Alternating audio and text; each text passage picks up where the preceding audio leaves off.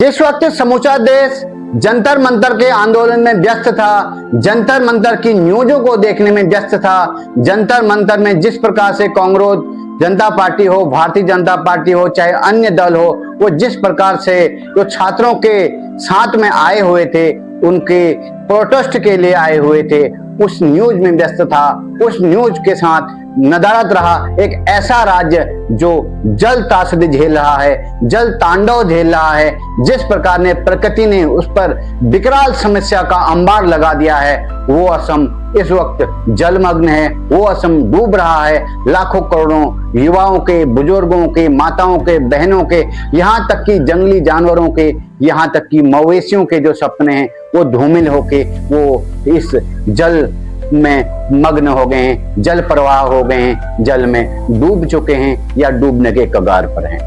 असम इस वक्त बहुत ज्यादा समस्या में है। असम पर जो प्रकृति की मार इस बार पड़ी है वो बहुत ज्यादा खौफनाक है, बहुत ज्यादा भयभीत कर देने वाली जो खबरें आ रही हैं उससे हमारा मन स्तब्ध है, दुखी है। और हम भगवान से प्रार्थना करेंगे कि असम को जल्द से जल्द इस जल तांडव से उबरने की शक्ति दे। असम के 7 जिले जो हैं, मैं आपको स्पष्ट बता दूं कि जो असम के 7 प्रमुख जिले हैं, वहां पर जो जल का तांडव मचा है वो बहुत ज्यादा खौफनाक है।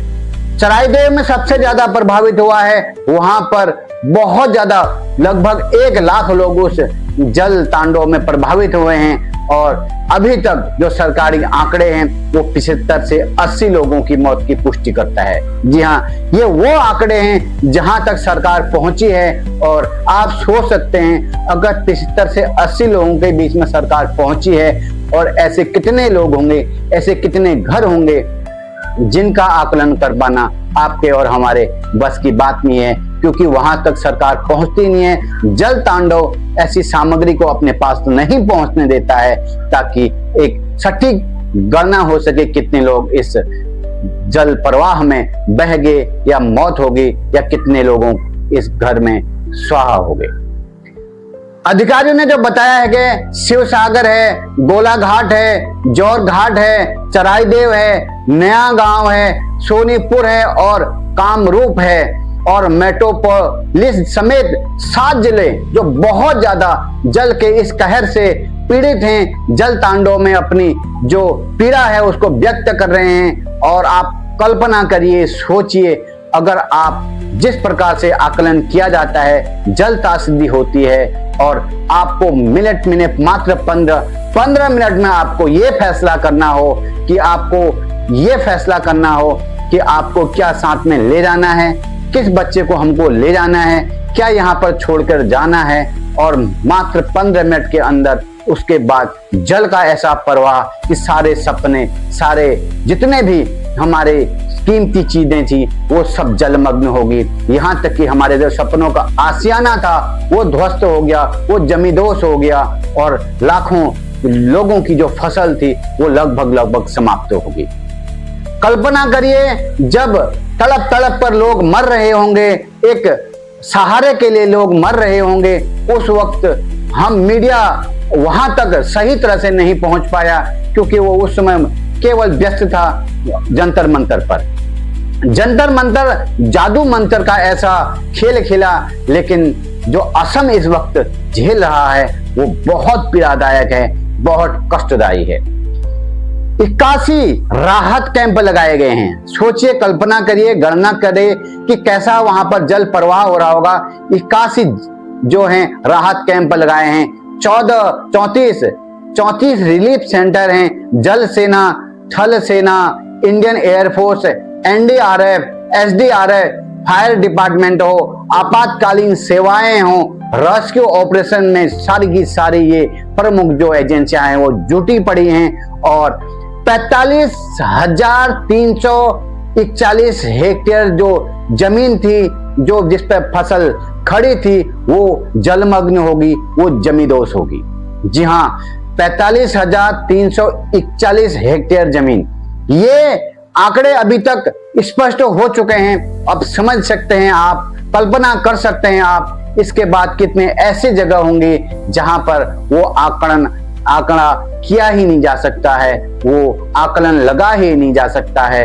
वो सपने कितने टूटे होंगे, कितने बिखरे होंगे, कितने तड़पे होंगे, उसका आकलन लगाया नहीं जा सकता है, क्योंकि वहां पर सरकारी एजेंसियां पहुंचने में विफल रही, क्योंकि वहां पर जल तांडव था, जल अपनी प्रचंड रूप में था। वो जो भी उसके सम्मुख आता उसको बहा कर ले जाता, चाहे वो कोई भी रूप हो। न वो अमीर देखता, न वो गरीब देखता, न वो सत्ता पक्ष के लोगों को देखता, न विपक्ष के लोगों को देखता।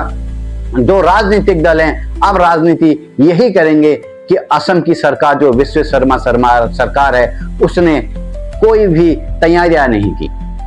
अब उसका इल्जाम लगाना भी लाजिम है, क्योंकि आप सोचिए हर वर्ष बहुत ज्यादा पैसा इस बाढ़ को रोकने के लिए आता है, और वो जाता कहां है। जिस प्रकार से आप विधानसभा में सत्र लगेगा, वहां पर विपक्ष के जितने भी नेता हों या पक्ष के जितने भी नेता हों, उन्हें पूछना चाहिए, दिसपुर की विधानसभा में जिस वक्त सत्र लगेगा उस समय ये पूछना चाहिए कि जल जो है किस प्रकार से लोगों की जान लेते रहेगा। क्या पुरानी सरकारों ने किया, क्या वर्तमान सरकार कर रही है? केवल हिंदू मुस्लिम के ध्रुवीकरण से ये जल त्रासदी नहीं रुकेगी, ये जल का जो प्रचंड रूप है वो नहीं रुकेगा। उसके लिए सरकार को कुछ करना होगा, बहुत ज्यादा कुछ करना होगा, क्योंकि जिस प्रकार से मणिपुर में बहुत ज्यादा तूफान आता था, मणिपुर में लाखों लोगों की मौत हो जाया करती थी, और इस वक्त वहां पर बहुत ज्यादा स्थिति कंट्रोल में है, क्योंकि उन्होंने ऐसी व्यवस्थाएं करी हैं, ऐसे कंट्रोल रूम बनाए हैं। मैं इस वीडियो के माध्यम से जो असम के मुख्यमंत्री हैं श्रीमान हेमंत बिस्वा शर्मा से आग्रह करूंगा कि आप ऐसा कार्य करें ताकि लोग जल के प्रवाह से, जल के तांडव से, प्रकृति अपना रूप दिखाती है, लेकिन हम क्या कर रहे हैं, सत्ता पर बैठे सत्ताधीश अधिकारी क्या कर रहे हैं, सत्ताधीश राजनेता क्या कर रहे हैं, हमारा मौलिक कर्तव्य क्या है? क्या इस प्रकृति की मार से क्या हम ऐसा कोई कार्य कर सकते हैं जिससे लाखों लोग प्रभावित न हो? आपको क्या लगता है कि असम में जिस प्रकार से जल तांडव मचा है उसके लिए जिम्मेदार कौन है?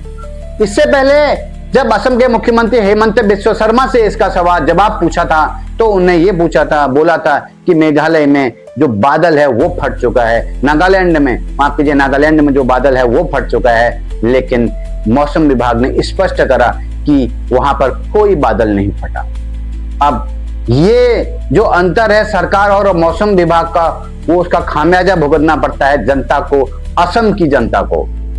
ये वीडियो के माध्यम से मैं यही कहूंगा कि असम के मुख्यमंत्री हों चाहे प्रधानमंत्री हों, असम जिस प्रकार से हर बार 2019 में भी बाढ़ आई थी, उस समय भी लाखों लोग प्रभावित हुए थे, और इस वक्त तो ऐसे हैं कि गांव के गांव बिल्कुल जमींदोज हो गए हैं। और मैं आपको बता दूं 622 गांव, जी हां 622 गांव का कोई अता पता नहीं है जो कि जल तांडव से झेल रहे हैं। जिस प्रकार से वहां पर जल त्रासदी हुई है, जल ने खौफनाक अपना रूप लिया है, वो झेल रहा है। आप देखेंगे वीडियो में पीछे आप देख रहे होंगे कितना भयभीत कर देने वाला, कितना डरावने वाला दृश्य है, क्योंकि इस वक्त जो जल तांडव को झेल रहा है वो असम है, और उस पर नजर नहीं पड़ी मीडिया की, क्योंकि अगर पड़ी तो केवल जंतर मंतर पर। और जिस प्रकार से लगातार बाढ़ से असम जूझ रहा है, और रेस्क्यू ऑपरेशन भी, हम ये नहीं कहेंगे कि सरकार ने कुछ नहीं किया, सरकार वर्तमान समय में बहुत कुछ कर रही है, क्योंकि बहुत कुछ करने का उसका फर्ज भी बनता है, क्योंकि बाढ़ आ चुकी है। हो सकता था इससे बेहतर कार्य, बाढ़ से आने का इंतजार नहीं करते, जब बाढ़ की संभावना होती उससे पहले 2-4 सालों में सरकार कुछ ऐसा काम करती कि ताकि अभी लोग इतने ज्यादा प्रभावित नहीं होते। आप क्या कहेंगे? असम की जो इस बाढ़ त्रासदी हुई है उस पर क्या करना चाहिए सरकार को? क्या सरकार ने कोई सजग कदम नहीं उठाए, या ऐसे ही चलता रहेगा, सत्ता पक्ष विपक्ष का खेल चलता रहेगा, और प्रकृति की मार या हो कोई अन्य मार, हम एक दूसरे पर आरोप प्रत्यारोप लगाते रहेंगे और जनता ऐसी बहती रहेगी, ऐसी डूबती रहेगी, ऐसे कितने आशियाने बहते रहेंगे, ऐसे कितने आशियाने घर डूबते रहेंगे, लाखों लाखों करोड़ों लोगों के घर जमींदोज होते रहेंगे, चाहे वो जंगली जानवर हो, चाहे वो पालतू जानवर हो। क्या कहेंगे आप? जरूर कमेंट बॉक्स में बताना अपनी राय।